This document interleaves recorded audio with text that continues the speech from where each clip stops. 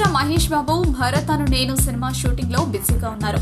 మరోవైపు మురుగదాస్ దర్శకత్వంలో తెరకెక్కుతున్న స్పైడర్ సినిమా కోసం మిగిలిపోయిన పార్ట్ ని పూర్తి చేసుకున్నారు. ఇదిలా ఉంచితే మహేష్ గురించి ఓ ఆసక్తికరమైన విషయం బయటకు వచ్చింది. ఇది సినిమా వార్త కాదు.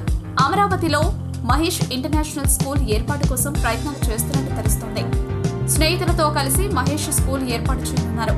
ఈ ప్రాజెక్టులో స్లీపింగ్ పార్ట్నర్ గా మహేష్ వ్యవహరిస్తారని సమాచారం.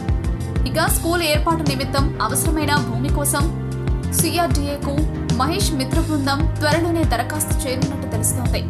శ్రీమంతుడు తర్వాత మహేష్ 2 తెలుగు రాష్ట్రాల్లో ఒక్కో గ్రామాన్ని దత్తత తీసుకుని అభివృద్ధి చేస్తున్న సంగతి తెలిసిందే.